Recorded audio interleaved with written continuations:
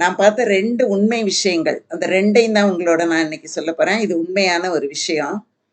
ஆ வீட்ல வேலை பார்க்குறாங்கல்ல, நம்ம வீடுகள்ல எல்லாம் வேலைக்கு ஆள் வைக்கிறோம். எதுக்கு ஆள் வைக்கிறோம் அப்டின்னா, நம்மளால செய்ய முடியல, நமக்கு அத விட வேற வேலை இருக்கு. அப்போ நமக்கு அவங்க செய்து கொடுக்கக்கூடிய ஒரு உதவி. அவங்க நமக்கு உதவி செய்வதற்காக வந்தவங்க.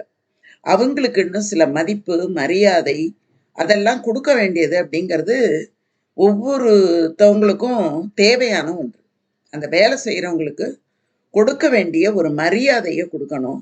அவங்களையும் ஒரு மனுஷியா மதிக்கணும். அவங்களுக்கு ஒரு மனிதனை எப்படி நாம உயர்ந்தவர்கள் அப்படின்னா ஒரு மரியாதை குடுப்போம். தாழ்ந்தவர்கள்னா ஒரு மரியாதை குடுப்போம். அப்படியெல்லாம் கிடையாது.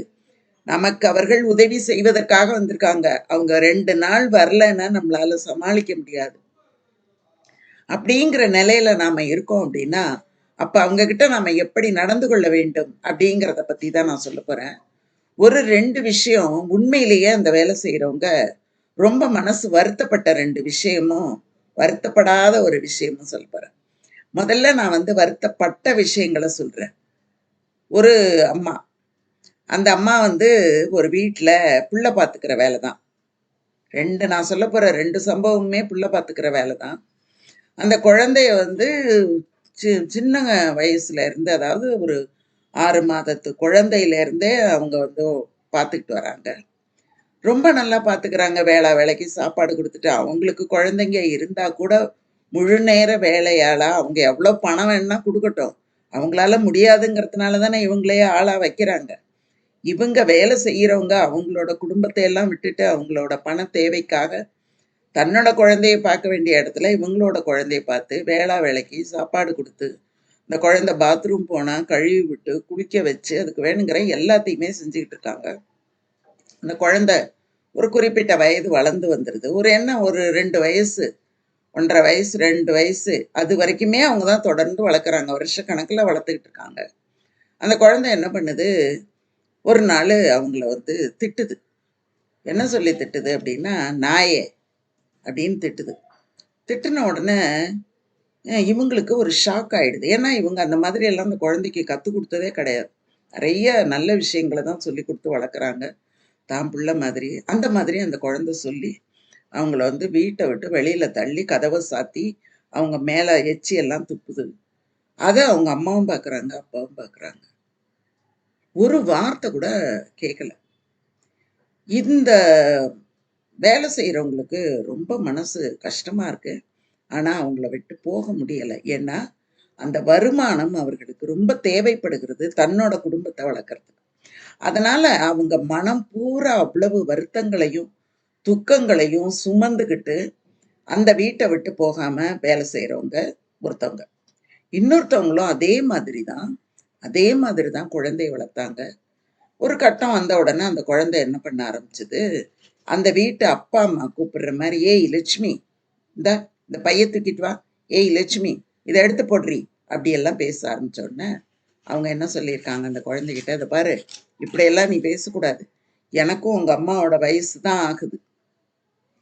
நீ எதுக்கு இப்படி பேசுற அப்படின்னு சொல்லிட்டு, இனிமே என்ன ஆன்ட்டின்னு கூப்பிட, இல்லை அக்கான்னு கூப்பிடு அப்படின்னு சொன்ன உடனே அந்த குழந்தையோட அம்மா என்ன சொல்லியிருக்காங்க, அப்படியெல்லாம் கூப்பிட மாட்டான், பேர் சொல்லி தான் கூப்பிடுவான் அப்படின்னு ரொம்ப கராரா பேசி முகத்தில் அடிச்ச மாதிரி பேசியிருக்காங்க.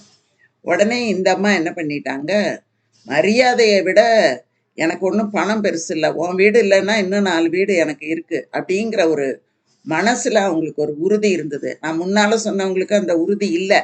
அதனால அவங்க அவ்வளோ பேச்சையும் வாங்கிக்கிட்டு அவ்வளோ திட்டையும் வாங்கிக்கிட்டு அந்த வீட்டில் வேலை பண்ணிக்கிட்டு இருக்காங்க. இவங்க என்ன பண்ணாங்க, அப்படி கூப்பிடுறதுன்னா நீ வேற ஆள் வச்சுக்கோ, இன்னைக்கே நான் வேலையை விட்டு நின்றுக்கிறேன்னு சொல்லிட்டு அவங்க உடனே வேலையை விட்டுட்டு போயிட்டாங்க.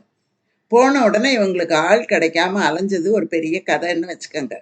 இந்த மாதிரி வருத்தப்படத்தக்க 2 சம்பவம். நம்ம மற்றவங்கள மதிக்க தெரியல அப்படின்னா, எவ்வளோ பணம் வச்சிருந்து என்ன பிரயோஜனம், காசு வச்சிருந்து என்ன பிரயோஜனம், எவ்வளவுதான் படிச்சு என்ன பிரயோஜனம், இல்லை அலுவலகத்துல ஒரு பெரிய பதவியில இருக்கேன், நான் என்ன மாதிரி யாருமே கிடையாது, நான் பெரிய லீடரு, நான் மேனேஜரு, நான் இவரு ஹெச்ஆரு, யாரா வேணா இருந்துட்டு போ, நீயும் ஒரு வேலைக்கு தானே போற, நீயும் ஒரு வேலைக்காரி தானே, அந்த நினைப்பு நமக்கு என்னைக்கு இருக்குதோ அன்னைக்கு தான் வாழ்க்கையும் நல்லா இருக்கும். இந்த 2 பேரும் ரொம்ப மன வருத்தம். ஒருத்தவங்க போயிட்டாங்க, ஒருத்தவங்க போகல. ஆனா, அந்த மன வருத்தம் என்ன செய்யும் தெரியுங்களா? அந்த குழந்தைய பாதிக்கும். அத புரிஞ்சுக்கணும் பெற்றோர்கள். நம்ம யாரெல்லாம் காயப்படுத்துறோமோ, கஷ்டப்படுத்துறோமோ, அவங்களோட மன வருத்தம் சும்மா போயிடாது.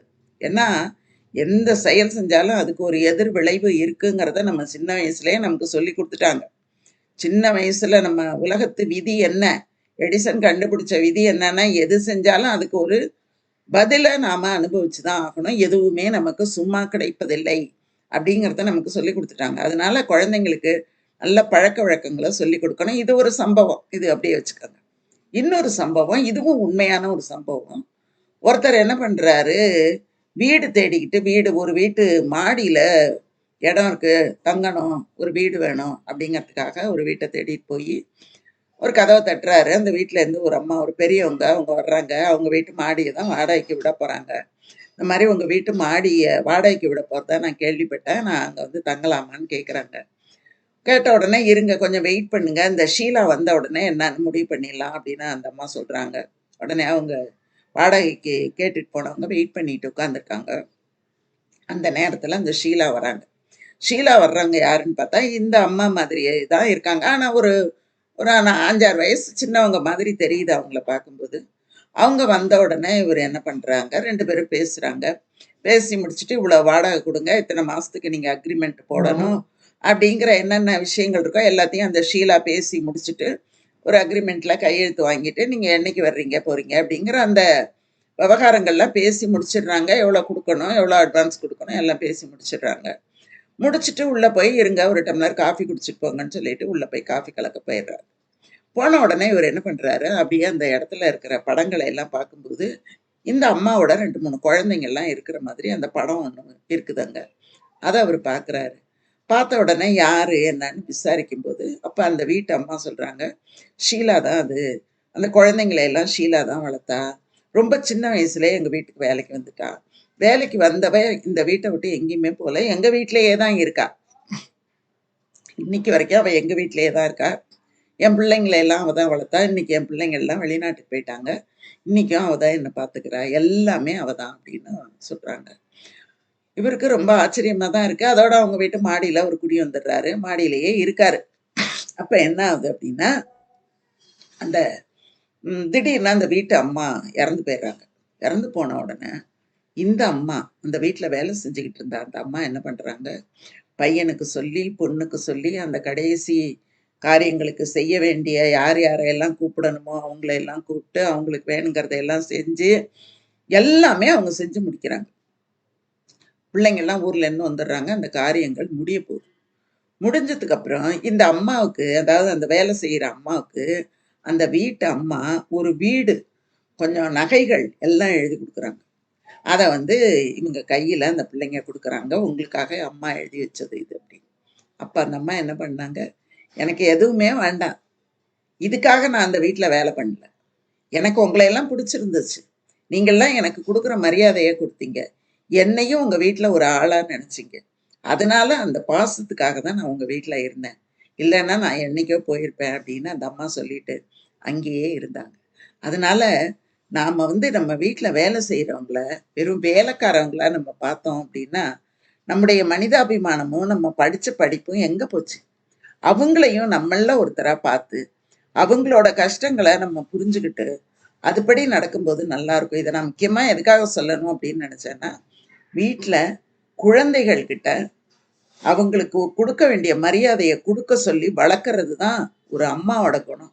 அது இல்ல அப்படின்னா, அந்த குழந்தை வீணா போயிடும் அப்படிங்கிறத புரிஞ்சுக்கணும். வீட்ல இருக்கிற பெரியவங்களுக்கு மதிப்பு, மரியாதைய கத்துக் குடுக்கணும். வர்றவங்க போறவங்களுக்கு மரியாதைய கத்துக் குடுக்கணும். முக்கியமா வேலைக்காரவங்க கிட்ட எப்படி நடந்துக்கணுங்கிறத கற்றுக் குடுக்கணுங்கிறது ரொம்ப ரொம்ப முக்கியம். இந்த காலகட்டத்துக்கு அது ரொம்ப தேவையாக இருக்கிறது. அதனால தான் இந்த செய்திய நான் உங்களோட பகிர்ந்துக்கிட்டேன். தொடர்ந்து பாருங்க. ஏதாவது கருத்துக்கள் இருந்தா குறிப்பிடுங்க. நன்றி, வணக்கம்.